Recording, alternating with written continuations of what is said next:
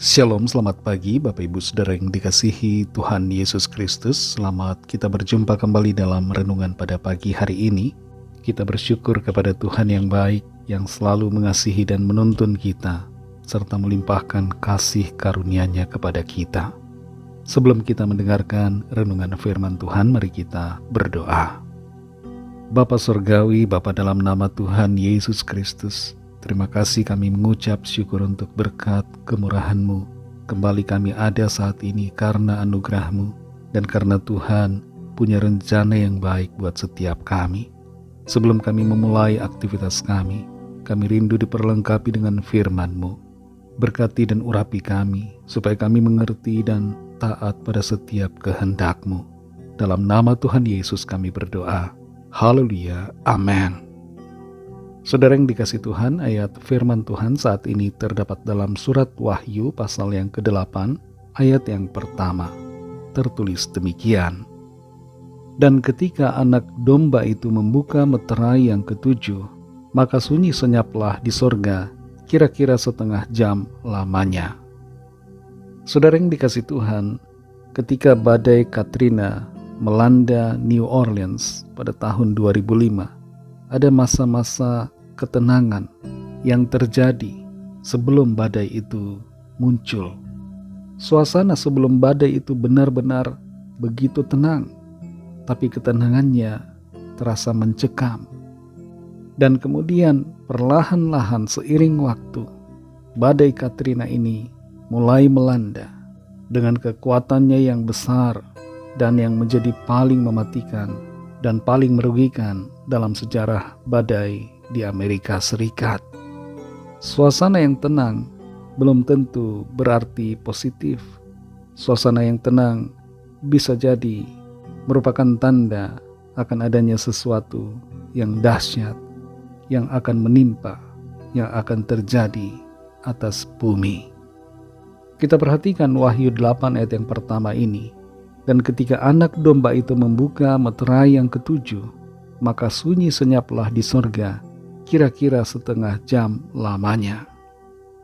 Di saat Tuhan Yesus membuka meterai yang ketujuh ini, suasana di sorga menjadi sunyi, menjadi senyap, terdiam. Waktu yang sangat hening itu terjadi, menjadi tanda akan adanya murka demi murka yang akan datang menimpa bumi. Setelah keheningan yang terjadi setelah meterai ketujuh dibuka, muncullah peristiwa di mana 7 sangkakala dibunyikan satu persatu. Hasil dari pembukaan meterai yang ketujuh, muncul penghakiman lewat 7 sangkakala dan 7 cawan. Cawan di sini bukan cawan biasa, tapi cawan yang berbicara tentang cawan murka Allah yang dicurahkan dan ditumpahkan ke atas manusia yang ada di bumi. Setiap rangkaian dari penghakiman yang terjadi, intensitas dan skalanya semakin besar. Murka Allah yang menimpa langit dan bumi ini semakin tinggi intensitasnya, semakin besar, semakin dahsyat, dan semua ini terjadi karena dosa-dosa manusia.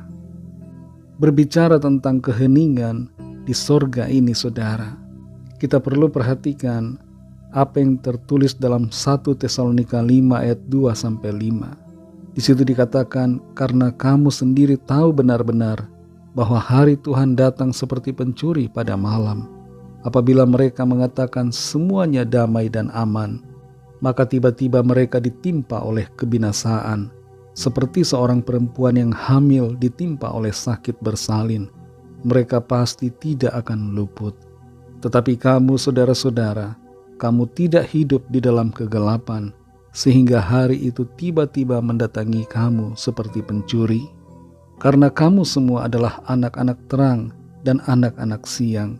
Kita bukanlah orang-orang malam atau orang-orang kegelapan. Dalam ayat-ayat ini disebutkan bahwa kita perlu berhati-hati ketika orang mengatakan bahwa semuanya damai dan aman. Ibarat seperti ketenangan yang terjadi sebelum badai Katrina melanda, keheningan di dalam sorga sebelum ketujuh sangkakala berbunyi, Kelihatannya menunjukkan keadaan yang aman, keadaan yang baik, saudara. Tapi kita semua perlu berjaga-jaga dan bersiap sedia. Keadaan yang kelihatannya damai dan aman belum tentu benar-benar damai dan aman. Kita perlu menyadari bahwa langit dan bumi ini akan berlalu. Semuanya akan dihancurkan dan akan ada langit baru dan bumi yang baru, di mana hanya terdapat kebenaran. Saudara yang dikasihi Tuhan, apa yang menjadi pesan firman Tuhan buat kita adalah agar kita terus bersiap sedia, berjaga-jaga. Walaupun mungkin kita tidak bisa mengerti semua secara detail apa arti yang dituliskan dalam surat Wahyu, tapi pada intinya yang perlu kita lakukan adalah berjaga-jaga, bersiap sedia, dan selalu setia dalam iman kepada Tuhan Yesus Kristus. Mari kita berdoa.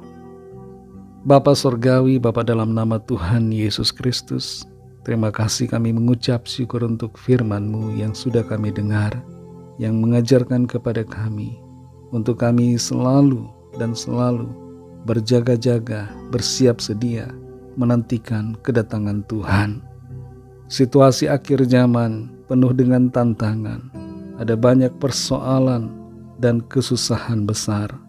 Tapi kami percaya ketika kami selalu ada di dalam Tuhan, maka Tuhan akan melimpahkan kekuatan-Mu untuk memampukan kami melewati semuanya.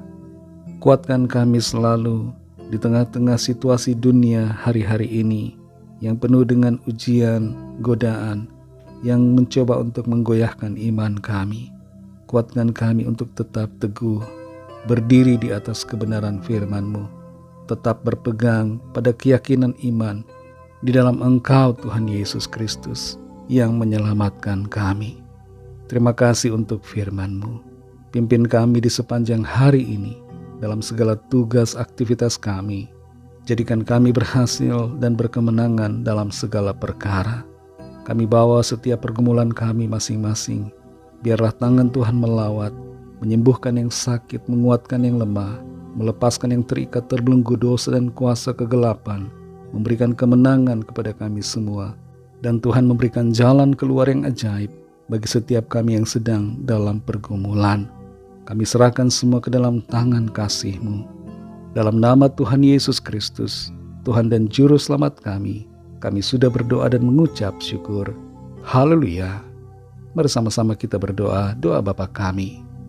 Bapa kami yang di sorga, dikuduskanlah nama-Mu, datanglah kerajaan-Mu, jadilah kehendak-Mu di bumi seperti di sorga.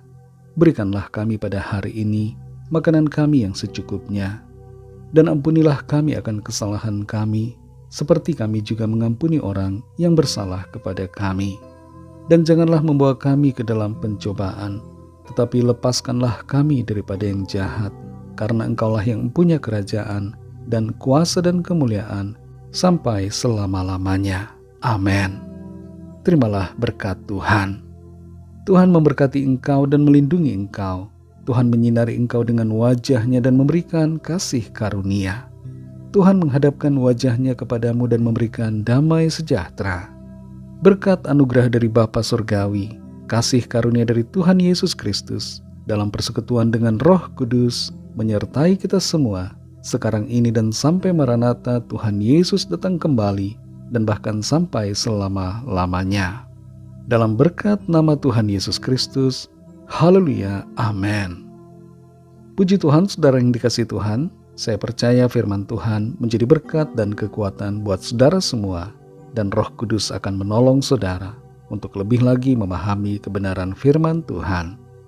Tuhan Yesus memberkati saudara semua.